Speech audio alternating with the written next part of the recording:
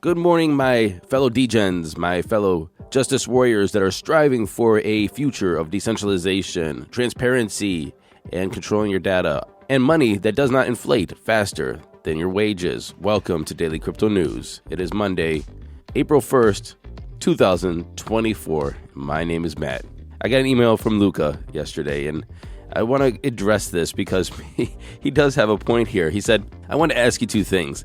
With Binance's story, and we're talking about the story about the two executives in Nigeria, do you think it can end in tragedy? Nigeria can be very dangerous. I'm curious to how the escaped executive is. Hopefully it ends well. I notice your tone in telling the story is a bit of lighthearted and it's a bit of a wacky story, but it feels like this could develop into something more sinister.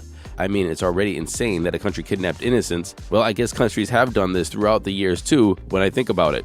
That was Luca's first question, and I do tell that story a little like it's a wacky story, and I do say it with a little lighthearted tone. And yeah, it could end really bad, but it's also insane. It's an insane story, and I honestly am more surprised by the insanity of it than anything else. And so yeah, I am concerned, but it's a small concern that something bad, really bad could happen to those executives. However, I'm more commenting, and my tone is more so from the insanity of the event, not the event itself. So, Luca, you're absolutely right. Maybe I should be a little bit more conscious of how I tell some of these stories, but it's insane. What do y'all think? Matt at dailycryptonews.net. Let me know if I should watch my tone. And Luca's second question is, what's your opinion on Kangamoon? Kangamoon? I kind of feel like, Luca, you had me do this one to pump your bags. What the hell is Kangamoon? Anyway, I just looked it up, and apparently Kangamoon is going to have you embark on its quest for glory. Assemble your champions, engage in epic battles, or bet on your favorite fighters to earn $Kang, K-A-N-G tokens, and exclusive rewards. Gain control of rare NFTs, unlock exclusive content, and build alliances with fellow gamers as you ascend the ranks and leaderboards. You're going to integrate GameFi and play to earn with Kangamoon. Kangamoon. You can register with your details on their dashboard. You can log in and buy Kang now, confirm your order, and then join the community. I mean, would you be surprised if this thing rugged you before it even launched? No.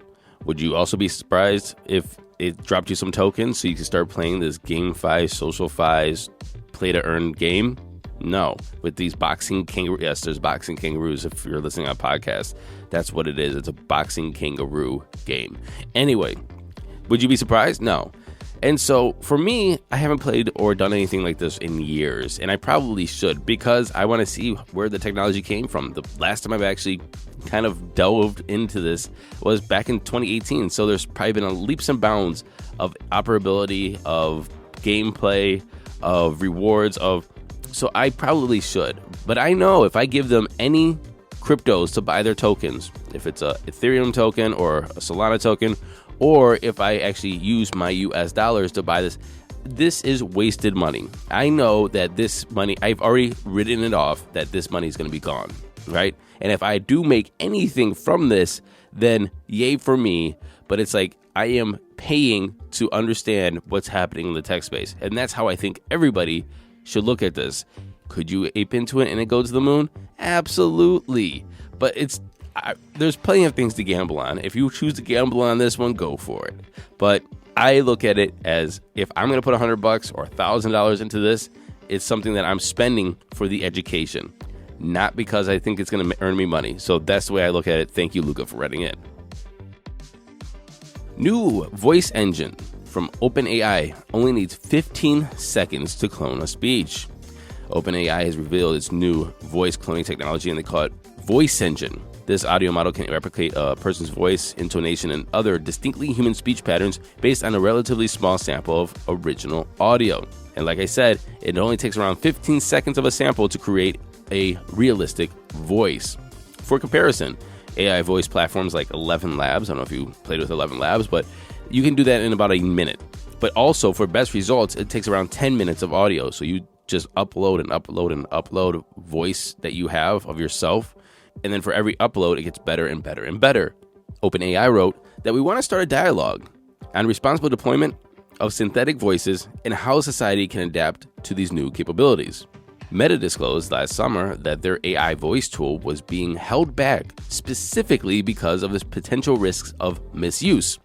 OpenAI continued to say that we believe that any broad deployment of synthetic voice technology should be accompanied by voice authentication experiences that verify that the original speaker is knowingly adding their voice to the service, and a no-go voice list that detects and prevents the creation of voices that are too similar to prominent figures, like politicians or actors.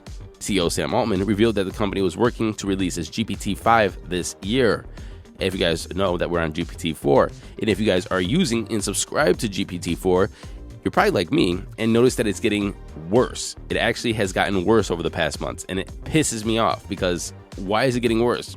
Which makes me think that they're going to launch a GPT-5, but they're scaling back their GPT-4 to make it feel like more of a jump when they actually do the jump, because it's actually going to be a GPT 4.5, but it's going to feel like a 5 because they made GPT-4 crap.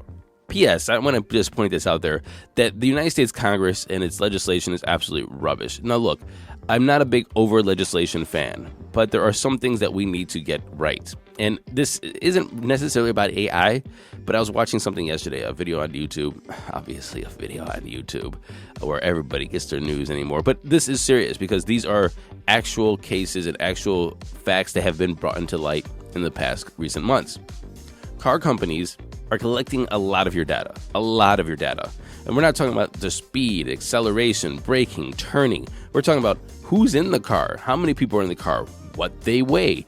Elon Musk is on the record to say that the sensors in your seat are so good that it's possible in the future that you won't even need seatbelts, because the airbag technology will be so good because it understands how you're sitting, the way you're sitting, and the airbags can be deployed in such a strategic way that it's better than a seatbelt, all by the sensors in your seat. And so with all of this sensor and all this data, they said that for some reason they can tell your sexual experiences and conversations you had in the car. Okay, fine. Really weird. But also, they're selling this data. GM, Ford is selling your data to Equifax. Equifax, if you guys remember, the huge data company that got hacked and everybody's data was just all over there on the internet for a while. And everybody got a check because of a class action lawsuit for like 16 cents. But they are selling this data to Equifax, which then insurance companies gets this data and adjusts your premium based on how you drive. And they give you arbitrary scores. So for example, if you accelerate quickly, brake quickly, take turns a little aggressively, which I am a very aggressive driver. I drive fast, I'm a late breaker, and I love accelerating fast. But I haven't got a ticket in 25 years, knock on wood. I haven't been in an accident either. So my insurance premiums would probably be through the freaking roof. Good thing I drive a 2011 Subaru, and it probably doesn't have any of the sensors that they're looking at. New cars do. And you know what? Because of this crap, I am never buying a new car. I'm going to continue to buy older cars because I don't want you tracking me.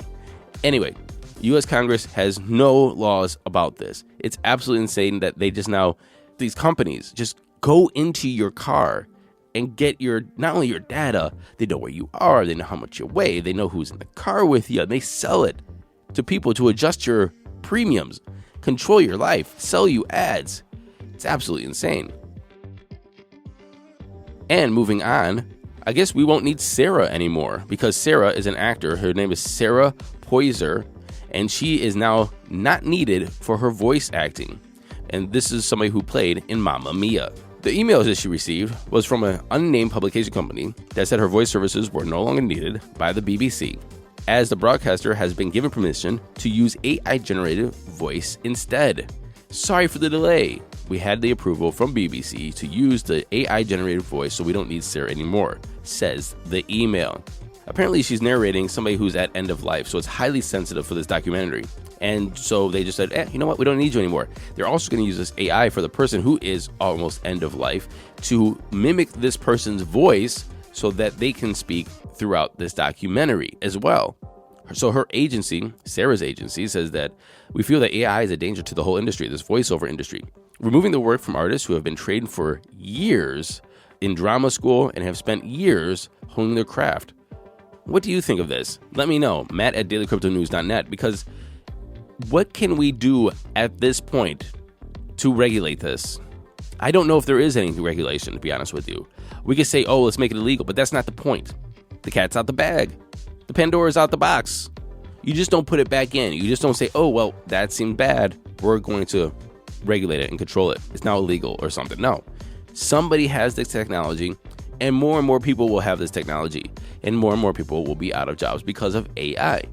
And so what do you think the way forward for this is? Send me an email, matt@dailycryptonews.net.